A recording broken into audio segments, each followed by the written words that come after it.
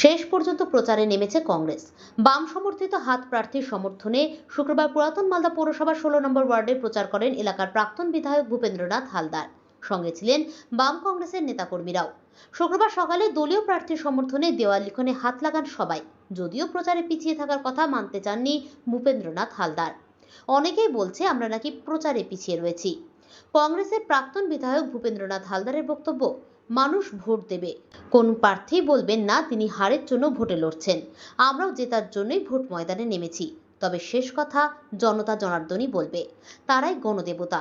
তবে আমাদের দৃঢ় বিশ্বাস এবার মানুষ বাম কংগ্রেস প্রার্থীকে দুহাত তুলে আশীর্বাদ করে সমর্থন করবে।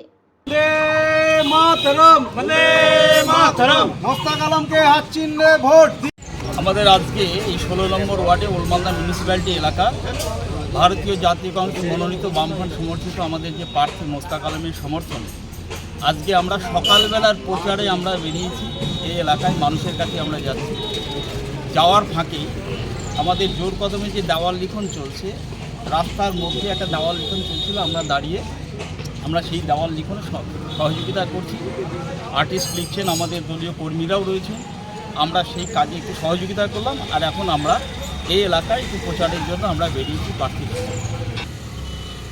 প্রচারের দিক দিয়ে পিছিয়ে এটা যেমন বলা হচ্ছে, এটা ঠিক নয়। কারণ প্রচারটা আমাদের অন্যরকম প্রচার।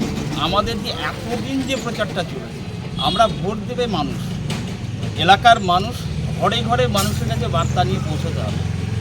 গ্রাউন্ড লেভেলে আমাদের কর্মী, লিডার, সমর্থকরা কাজ করছে।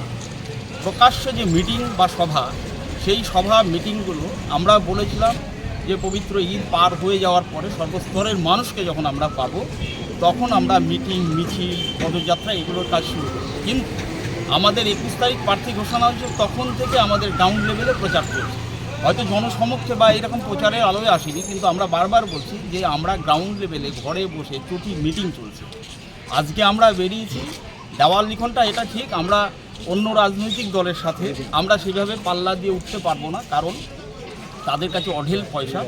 আমরা জাতীয় কংগ্রেস এবং বামফ্রন্টের আমাদের যারা আমাদের লিডাররা রয়েছেন বা কর্মী সমর্থক রয়েছেন, আমরা মোটামুটি সবাই কিছু কিছু করে সহযোগিতা করে আমরা আমাদের প্রার্থীকে সহযোগিতা করে আমরা দেওয়াল লিখনের কাজ শুরু করেছি। এটা ঠিক, তাদের সাথে হয়তো তারা যেভাবে দেওয়াল লিখন করছে সেই হিসাবে আমরা করতে পারবো না, কারণ আমরা সেই জায়গা থেকে একটু হলেও আমরা দেওয়াল লিখনের দিকে একটু পিছিয়ে আছি।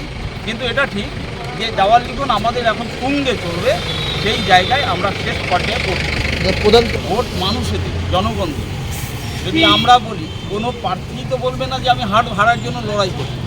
আমরা জেতার জন্য লড়াই করছি, কিন্তু শেষ কথা বলবে জনগণ।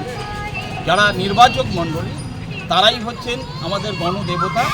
তারা ঠিক করবেন যে কে জিতবেন, কে হারবেন। তবে আমাদের দৃঢ় বিশ্বাস এবার আমাদের বামফ্রন্ট এবং জাতীয় কংগ্রেসের যে জোট প্রার্থী, তাকে দুহাত তুলে আশীর্বাদ করবে, সে বিষয়ে আমাদের কোনো সন্দেহ নেই।